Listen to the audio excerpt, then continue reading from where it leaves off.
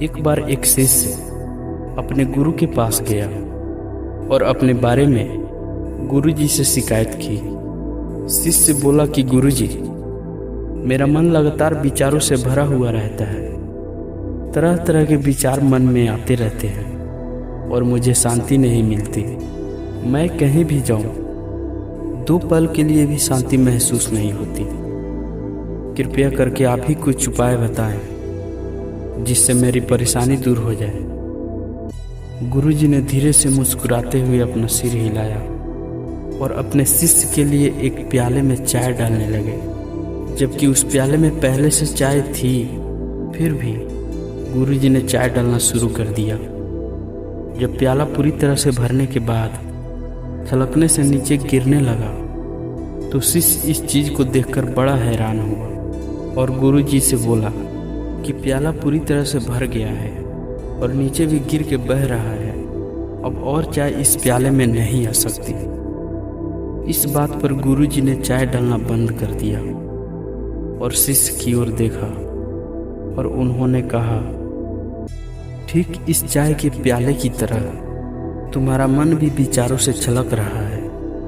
तुम्हें शांति नहीं मिल सकती क्योंकि तुम अपने मन को खाली नहीं करते। गुरुजी के इस शब्दों में शिष्य को सच्चाई दिखी। इस पर शिष्य ने गुरुजी से पूछा कि मैं अपने मन को खाली कैसे कर सकता हूँ। इस पर गुरुजी मुस्कुराए और जवाब दिया, अपने मन को एक स्पष्ट और शांत झील की तरह कल्पना करो, जैसे कि झील अपने आसपास की परिवेश की सुंदरता को दर्शाती है। जब यह अविचलित होता है, शांत होता है, तब तुम्हारा मन भी धीरे धीरे शांत होने लगता है। इसके शांत धारा में बहने लगता है और सारे विचारों से मुक्त होकर शांति प्रदान करता है। शिष्य ने गुरुजी के बातों पर विचार करते हुए फिर पूछा, लेकिन मैं अपना मन कैसे शांत कर सकता हूँ और अपने विचारों को कैसे स्थिर कर सकता हूँ।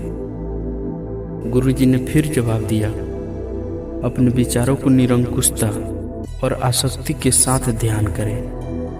उनके साथ संलग्न न हो और उन्हें दूर करने का प्रयास भी न करें और ना ही उससे लड़ने का प्रयास करें। बस उनकी उपस्थिति को स्वीकार करें और जाने दें, जैसे आसमान में बहते हुए बादल।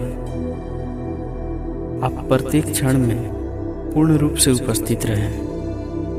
वर्तमान में आप जो कुछ भी कर रहे हैं उस पे ध्यान केंद्रित करें। अपने पिछले विचारों और भविष्य की चिंताओं के बारे में सोचने से बचें। शिष्य ने अपने गुरुजी की बातों को बड़े ध्यान से सुन रहा था और उस पल में उसके अंदर स्पष्टता की भावना प्रकट होने लगी। उसे समझ में आ गया कि अत्यधिक सोचना, विचारों में जुड़े रहने और पूर्ण रूप से वर्तमान समय में उपस्थित न होने से ये सारी समस्याएं उत्पन्न हुई हैं।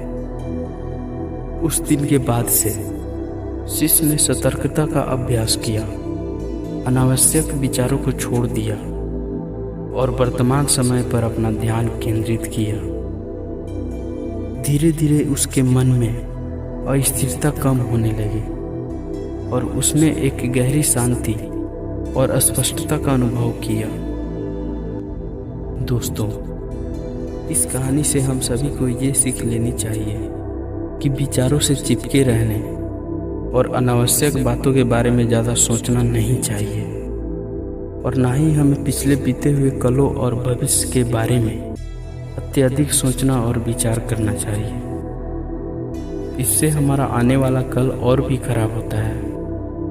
इसलिए अच्छा है कि हम वर्तमान समय में हमेशा एक्टिव रहें, वर्तमान समय पर ही अपना पूरा फोकस करें। इससे हमारा वर्तमान और आने वाला कल दोनों बेहतर होगा और आगे बेहतर होते जाएगा।